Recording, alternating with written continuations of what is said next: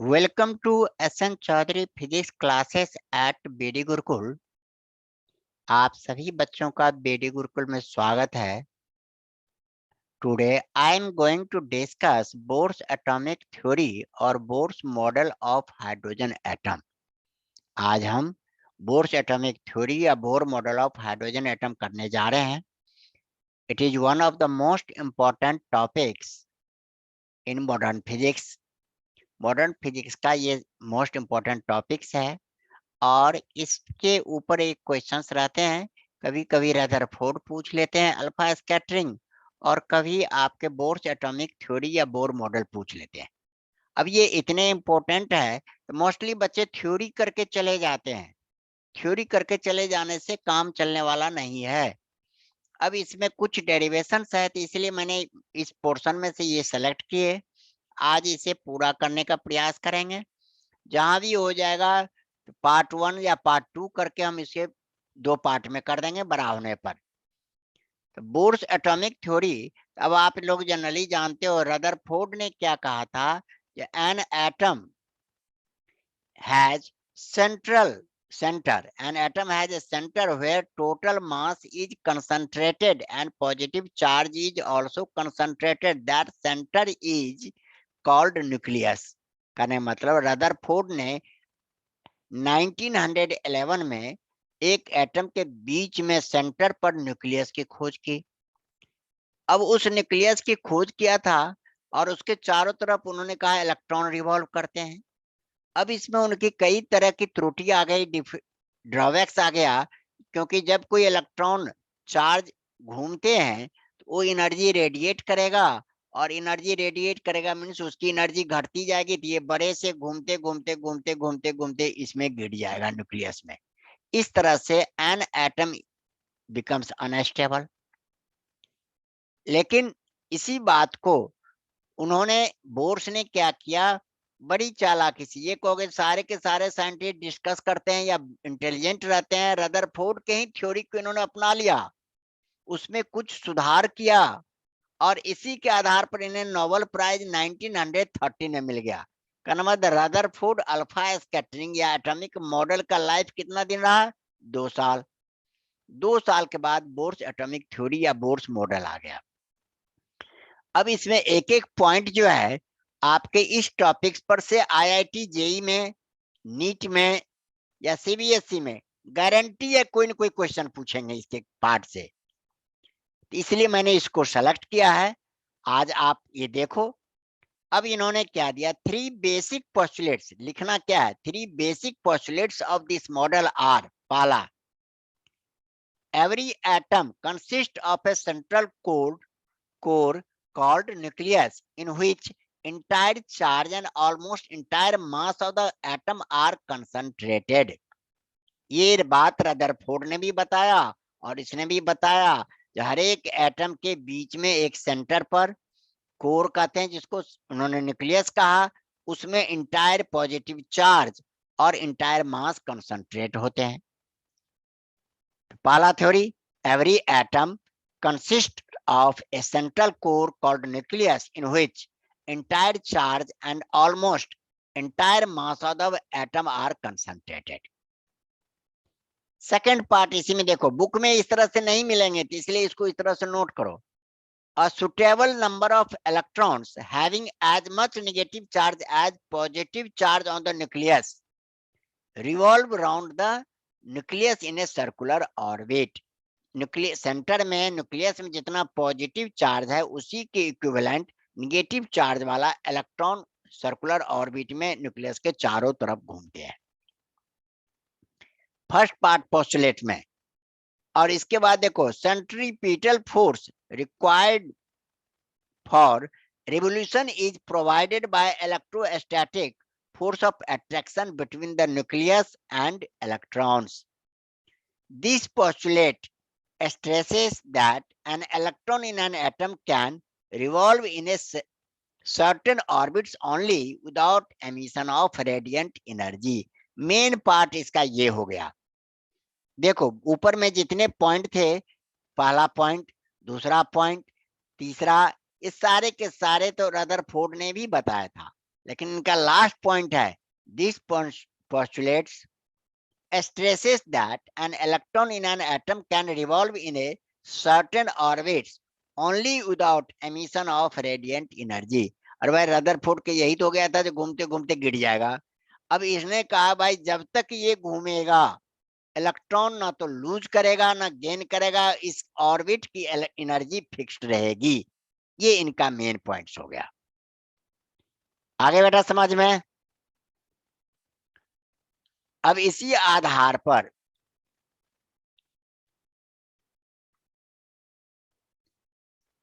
अब इन्होंने second point दिया, देखो, thus each atom exists only in certain definite stable states with definite total energy. These are called stationary states of atom। और ये electron जो घूमेंगे सुटेबल ऑर्बिट्स में घूमेंगे जहां की एनर्जी इनकी फिक्स होती है। If m is the mass of electron revolving with v velocity v in a circular orbit of radius r, then necessary centripetal force is F equal to mv square by r. Also, the electrostatic force of attraction between the nucleus of charge positive Ze and electron of charge minus E is given by F equal to 1 by 4 pi epsilon naught Ze, that is into E upon R square। ये आप जानते हो बेटा, electrostatic force में आप पढ़े थे F equal to 1 by 4 pi epsilon not Q1 Q2 by R square. Q1 यहाँ हो गया Ze charge of nucleus and E हो गया इलेक्ट्रॉन, और KZe square 1 by 4 pi epsilon not को हमने कांस्टेंट K मान लिया था, ये हो गया KZe square by R square. ये दोनों फोर्स आपके इक्वल होंगे according to postulates mv square by r equal to KZe square by R square. ये इक्वेशन आपको नोट कर लेना है। आए बेटा समझ में आप दोनों को? जी यस सर। अब यहाँ पर देखो, इसके आधार पर आगे डेरिवेशन की जरूरत पड़ेगा, तो अब हम जहां भी यूज करेंगे यूजिंग फर्स्ट पोस्टुलेट्स, तो वहां पर हम mv square by r equal to KZe square by R square लिखेंगे। इस हिसाब से इन्होंने कह दिया, इनका मेन कंक्लूजन ये था कि जब भी इलेक्ट्रॉन सर्कुलर ऑर्बिट में घूमेंगे ना तो वो एनर्जी रिलीज करेगा और ना एनर्जी गेन करेगा, उसकी एनर्जी फिक्स्ड होगी। तो पहला प्रॉब्लम जो उनका लिमिटेशन था, ड्रॉबैक्स रदरफोर्ड का, ये दूर हो गया। दूसरा उन्होंने पोस्टुलेट क्या दिया, board second postulates define these stable orbit. ये ऑर्बिट जैसे के आप लिखते हो, एल लिखते हो, एम लिखते हो, एन लिखते हो, इन ऑर्बिट को डिफाइन किया स्टेबल ऑर्बिट के रूप में। और according to Bohr electron can revolve only in a certain discrete non radiating orbits called stationary orbit for which total angular momentum of revolving electron is an integral multiple of h by 2 pi, where h is a Planck's constant. Thus angular momentum of orbiting electron is quantized। इसका मतलब हो गया जो electron घूमेगा उस electron का angular momentum nh by 2 pi के बराबर होगा, where n जो है 1 2 3 आगे चल के हम पढ़ेंगे, इसी को हम कहते हैं प्रिंसिपल क्वांटम नंबर। अब आपने केमिस्ट्री में भी ये देखा होगा, where n equal to this is called principal quantum number। अब ये mv square by mv r equal to nh by 2 pi, ये सेकंड पोस्टुलेट याद करना है। जहां भी हम लिखेंगे यूजिंग सेकंड पोस्टुलेट, तो वहां mv r equal to nh by 2 pi use करेंगे। थर्ड, जब कहता है बाहर के ऑर्बिट का एनर्जी ज्यादा है, उससे बाहर का भी ज्यादा है, तो जब बाहर वाले ऑर्बिट से भीतर वाले ऑर्बिट पर इलेक्ट्रॉन जंप करेगा, भीतर में तो कम एनर्जी रखने की कैपेसिटी है, तो एक्स्ट्रा एनर्जी को वो एमिशन के रूप में बाहर निकाल देगा। लेकिन वही यदि भीतर वाला इलेक्ट्रॉन बाहर के ऑर्बिट में जाएगा तो वो एनर्जी एब्जॉर्ब करेगा, तो उसको मुझे एनर्जी देना पड़ेगा। अब उनको एनर्जी देना पड़ेगा, इसी को यहाँ पर लिखते हैं third. The emission or absorption of energy occurs only when electron jump from one of its specified non-radiating orbit to other. जब एक इलेक्ट्रॉन किसी ऑर्बिट से दूसरे ऑर्बिट में जंप करेगा तब ये या तो एनर्जी को एब्जॉर्ब करेगा या एमिट करेगा। एब्जॉर्ब कब करेगा? जब भीतर वाले ऑर्बिट से बाहर वाले ऑर्बिट पर जाएगा, और जब बाहर वाले से भीतर आएगा तो एमिशन होगा। The difference in the total energy of electron in two permitted orbit is absorbed when electron jump from inner to outer orbit and emitted when electron jump from outer to inner orbit. That is E2 minus E1 equal to H nu, where E1 energy of inner orbit, E2 energy of outer orbit. तो आपको ये 3 theorem था, इन्हीं के आधार पर तब bore ने कहा तो भाई जब आपका ये है तो रेडियस बताओ, एनर्जी बताओ, ये सब की कैलकुलेशन शुरू हो गई। Where h Planck's constant, nu frequency. अब हमारा नेक्स्ट पॉइंट है e, radius of Bohr stationary orbit. Electron nucleus के चारों तरफ घूमते हैं तो के ऑर्बिट हो गया, एल ऑर्बिट हो गया, M orbit, K L M N O P Q, 7 orbit तक का स्पेसिफिकेशन है। इन 7 ऑर्बिट के रेडियस कितना होगा, इस पर न्यूमेरिकल बराबर पूछते हैं। अब ये न्यूमेरिकल कैसे पूछते हैं देखने के लिए तो लंबे चौड़े लगेंगे, और देखो कैलकुलेशन हम एक टेक्निक दे देंगे जिस टेक्निक से आप 1 मिनट के भीतर न्यूमेरिकल्स आप आंसर लिख सकते हो। अब देखो पेपर में रहेगा state and explain Bohr's atomic theory and derive an expression for radius या radius of Bohr's stationary orbit. ये क्वेश्चंस रहते हैं। कभी आपको रेडियस नहीं देगा तो derive an expression for velocity of electron, ये नहीं रहेगा तो derive an expression for total energy of an electron in n orbit. इस तरह के क्वेश्चंस रहते हैं। अब ये जो क्वेश्चंस रहते हैं तो कोई एक डेरिवेशन उसमें जुड़ा रहेगा, क्योंकि 3 मार्क्स के क्वेश्चन में डालते हैं या 5 मार्क्स की, वैसे जनरली 5 में नहीं डलते हैं, 3 मार्क्स के क्वेश्चन में ये डलते हैं। अब ये डेरिवेशन हम कैसे निकालें? देखो बुक वाले जरा शॉर्ट कर देते हैं, लिखता तो भी सही है लेकिन कहीं शॉर्ट कर देते हैं, कहीं स्टेप आगे पीछे कर देते हैं तो बच्चे समझ नहीं पाते हैं, तो इसी चीज को यहाँ ध्यान दो। According to Bohr's at first postulate, the centripetal force required for revolution of electron is provided by electrostatic force of attraction between the electron and the nucleus, that is mv square by r equal to kZe square by r। अब यहाँ पर मुझे r निकालना है। Again according to second postulates of Bohr's atomic theory, the total angular momentum of revolving electron is equal to nh by 2 pi, that is mv r equal to nh by 2 pi। अब यहां से हम v की value निकाल लेते हैं, v equal to nh by 2 pi, और यहां से mv mr को हम नीचे ले आए तो ऊपर जो v स्क्वायर था वहां पर हम पुट कर देंगे। Putting the value of v from second in first, first में आपका क्या था, mv square by r equal to kZe square by r square, तो v की वैल्यू यहाँ पर पुट कर दिए nh by 2 pi m r। ये पुट करते ही देख लो m by r, v square की जगह पर nh by 2 pi r mm whole square कर दे kZe। अब इसको बेटा सॉल्व कर दो, सिंपली सॉल्व करना, सॉल्यूशन करना है, सिंप्लीफिकेशन।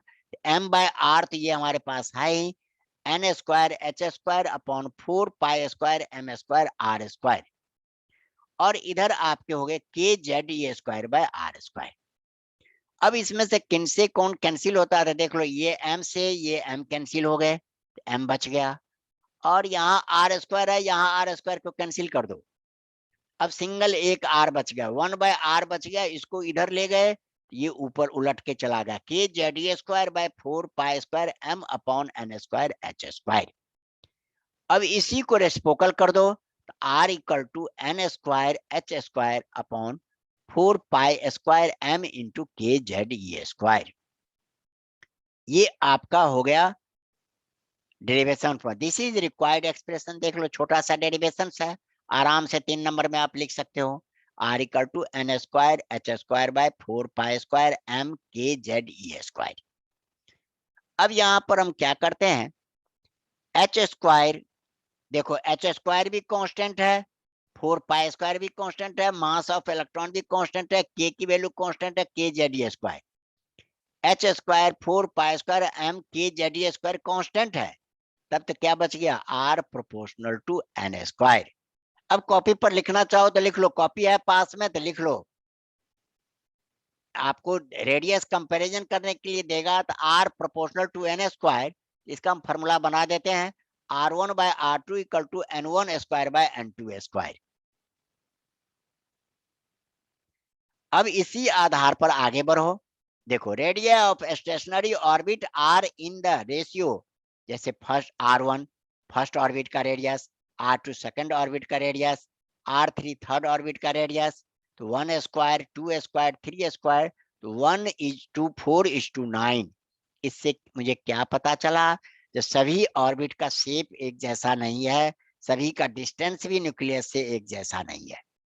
यदि पहले ऑर्बिट का डिस्टेंस 1 है तो उनसे 4 टाइम्स बड़ा है सेकंड ऑर्बिट एल का, और फर्स्ट के रिस्पेक्ट में 9 टाइम्स बड़ा है आपके थर्ड ऑर्बिट का। Clear? Stationary orbit are not equally spaced, कहने मतलब सभी इक्वल डिस्टेंस पर नहीं है। ऐसा नहीं जो के है फिर इक्वल पर एल है, फिर ये नहीं, के यहाँ पर है तो इनके डिस्टेंस से 4 टाइम्स बराबर एल है, पहले के डिस्टेंस से 9 टाइम्स पर जाके थर्ड ऑर्बिट है। अब यहाँ पर बोर्स इतना तक तो निकल गए। अब कहोगे एक तो क्वेश्चन यही आ जाता है बराबर एंट्रेंस में, नीट का ये क्वेश्चन है, R1 is to R2 is to R3 equal to 1 square 2 square 3 square. अब आपको एक्यूरेट कह देगा जो भाई फर्स्ट ऑर्बिट का रेडियस बताओ, या एक्यूरेट कह देगा सेकंड ऑर्बिट का बताओ, तो यहाँ तो रेशियो पता चला, तो वहां रेशियो दिए रहते हैं। देखो Bohr's radius of hydrogen atom, Bohr ने हाइड्रोजन एटम के स्टडी किए और उन्होंने इसको दिए। पहला वी हैव आर एन, ऊपर जो हम आर लिखे थे सिंपली उसको आर एन कर दो, n n for nth orbit, और यहाँ n square h square 4 pi square m के जेड ई स्क्वायर। यहाँ कर्सर देखो बेटा, ये हमारे पास है। अब आर एन का मतलब एनथ ऑर्बिट। अब यहाँ पर क्या करना, ये वैल्यूज आपके पेपर में गिवन होते हैं, ये नहीं जो रट के जाओगे, रट के जाओ तो वेल एंड गुड, और नहीं तो ये वैल्यू गिवन होते हैं, जैसे h इक्वल टू 6.6 गिवन होगा, या 6.62 गिवन होगा, या 6.66 दे देते हैं। ये प्लांक्स कांस्टेंट की वैल्यू है, joules into second. Pi equal to आप जानते हो 22/7 या 3.14 लिख सकते हो। Mass of electron m equal to 9.1 into 10 power minus 31 kg। K Planck's constant 1/4 pi, sorry k आपका कांस्टेंट है electrostatic dielectric constant, 1/4 pi epsilon naught equal to 9 into 10 power 9 newton metre square पर coulomb square. E charge of electron है, ई charge of electron है, और hydrogen के लिए e equal e charge of electron 1.60 into 10 power minus 19 coulomb. Hydrogen के लिए atomic number Z equal to 1 है। तो एटॉमिक नंबर ऑफ हाइड्रोजन, इन सभी वैल्यू को ऊपर पुट करो। आपको पुट यहाँ क्या करना, कई बच्चे ये सारे वैल्यू पुट करेंगे तब मल्टीप्लाई करेंगे डिवाइड, ये सब करने की कोई जरूरत नहीं है। ज्यादा ज्यादा इन सभी वैल्यू को पुट कर दो, या नहीं तो लिखो पुटिंग स्टैंडर्ड वैल्यूज, यहीं पर लिख देते putting standard values. R n equal to n square into 5.29 into 10 power minus 11 metre. Metre में निकालना चाहो तो ये याद रखो। अब n का वैल्यू फर्स्ट ऑर्बिट है तो n इक्वल टू 1 पुट कर दोगे, सेकंड ऑर्बिट है तो n इक्वल टू 2 पुट कर दोगे, थर्ड ऑर्बिट है तो n इक्वल टू 3 पुट कर दोगे, और ये रिजल्ट आ जाएगा। लेकिन आंसर जो रहते हैं जनरली एंगस्ट्रम में रहते हैं। अब हमने डिसिमल 1 पॉइंट इधर ले गए, एक 10 बाहर निकलेगा, जिसके कारण ये 10 पावर माइनस 11 जो है 10 पावर माइनस 10 बन गया, जिसको हम एंगस्ट्रॉम कहते हैं। यहाँ पर आ गया n स्क्वायर इंटू 0.429 एंगस्ट्रॉम। याद रहेगा बेटा? हेलो। जी। अब आपको यही दोनों फॉर्मूला याद रखना है। यदि ऊपर डेरिवेशन याद रखते हो तो सीबीएसई के हिसाब से हो गए, और यदि फॉर्मूला याद रखते हो कहोगे उतना बड़ा formula n square h square 4 pi square m k z e square, उतना बड़ा नहीं याद रख सकते हो। n square into 0.429 angstrom.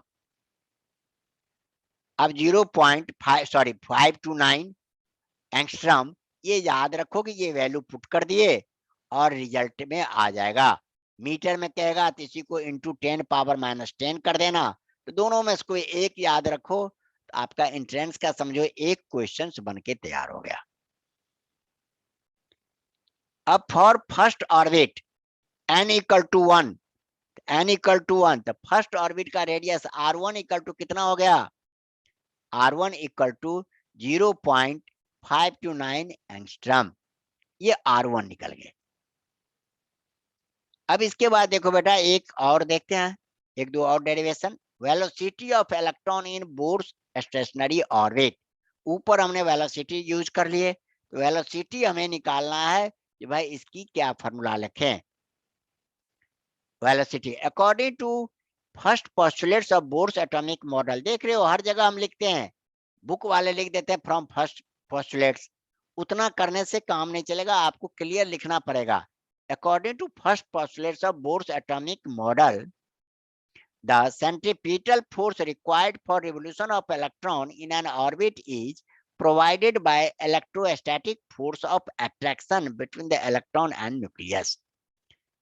Here, क्योंकि देखो रेडियस भी पूछेगा, वेलोसिटी भी पूछेगा, कंटिन्यूअस नहीं पूछेगा, तो कोई एक पूछते हैं, इसलिए मुझे हर बार इसको इंडिकेट करना पड़ेगा। यहाँ पर according to first postulate mv square by r equal to के Z e square by r square.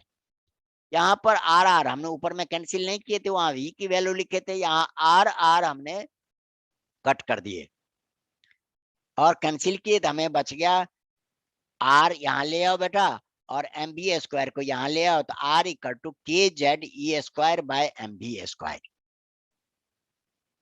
ये रेडियस का निकल गया। और according to second postulates of Bohr's atomic theory, the total angular momentum mvr of revolving electron is equal to nh by 2 pi। यहाँ पर mvr equal to nh by 2 pi, यहाँ से r की वैल्यू निकालते हैं तो क्या निकलता है? nh by 2 pi mv। r तो बेटा चाहे उस मेथड से निकालो चाहे इसे, r तो दोनों का सेम होगा, तो r को इक्वल कर दो।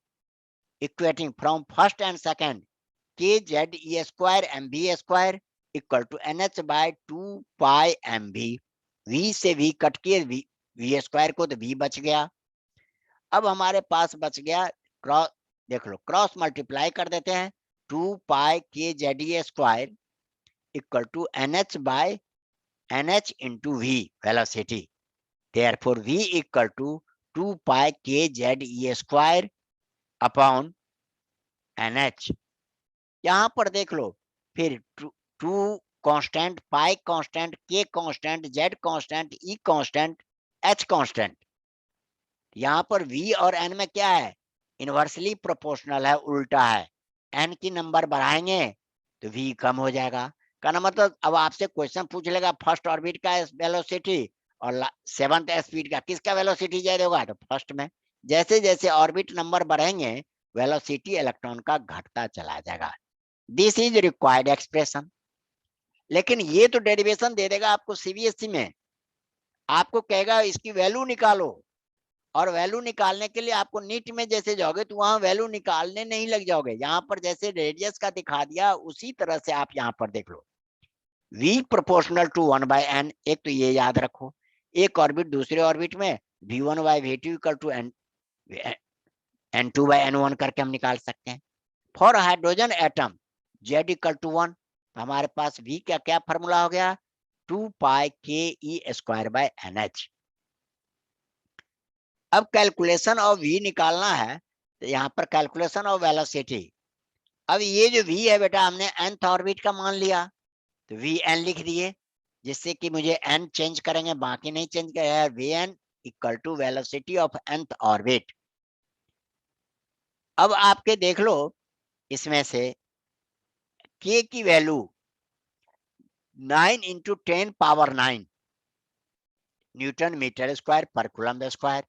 पाई इक्वल टू 3.14, E इक्वल टू 1.60 × 10⁻⁻19 coulomb. H Planck's constant 6.6 × 10⁻⁻34 joule पर सेकंड। कहोगे सर ये वैल्यू याद करके जाओ, तो याद रहना चाहिए। वायदे याद नहीं रहते हैं तो पेपर में, सीबीएसई के पेपर में ये गिवन होगा, यूज दिस। ऐसा नहीं रहेगा तब तो वहां पर कैलकुलेटर की जरूरत पड़ जाएगी, लॉग की जरूरत पड़ जाएगी। अब यहाँ पर देखो, we have Vn equal to putting these value, इन सभी वैल्यू को यदि हम पुट करते, पुटिंग दीज वैल्यू, पूरा कैलकुलेट करने की कोई जरूरत नहीं है। Vn equal to 2.2 × 10⁻6 metre per second upon n। अब n इक्वल टू यदि 1 हम पुट करते हैं, इलेक्ट्रॉन का वेलोसिटी कितना हो जाएगा, बोलो गुड़िया। जी सर। यदि n की वैल्यू हम 1 पुट कर देते हैं तो इलेक्ट्रॉन का वेलोसिटी कितना होगा फर्स्ट ऑर्बिट में। n इक्वल टू 1 पुट कर देंगे तो ऊपर जो सॉल्यूशन है 2.2 × 10⁻6 मीटर पर सेकंड, कहने मतलब 2.2 × 10⁻6 मीटर पर सेकंड के स्पीड से इलेक्ट्रॉन फर्स्ट ऑर्बिट में घूमेगा। n इक्वल टू 2 पुट कर देंगे तो 2 से इसको डिवाइड करो, तो 1.1 × 10⁻6। n इक्वल टू 3 पुट करेंगे तो 3 से डिवाइड करो, 0.7 आ जाएगा। इस तरह से आप कैलकुलेशन करने की हमें जरूरत नहीं है, ये फॉर्मूला आप याद रखोगे, किसी भी सर्किट का कहीं का भी वेलोसिटी आराम से आप निकाल सकते हो। अब for first orbit n equal to 1, तो आपके for first orbit sorry n equal to 1, तो v equal to 2.2 × 10⁻6 upon 1, therefore v equal to 2.2 × 10⁻6 meter per second, approximately 1/137 of velocity of light। velocity of light का 1/137 times होते हैं। इतना तक याद करना, आज यहाँ तक करेंगे। नेक्स्ट क्लास भी कल मौका मिले तो आप लोग ले लेना, जिससे कि बोर्ड्स का कल टॉपिक्स आपका ओवर हो जाएगा। आप लोगों को वीडियो अच्छा लगे, सही लगे, लाइक सब्सक्राइब जरूर कर देना, और साथ साथ ज्वाइन बटन दिए हैं तो ज्वाइन बटन खुद भी बनो, खुद बन चुके हो तो दूसरे बच्चे को एक्टिवेट करो कि वो भी बने, जिससे ये वीडियो केवल उन्हीं बच्चों के पास जाएगा जो ज्वाइन बटन में रहेंगे। Thank you.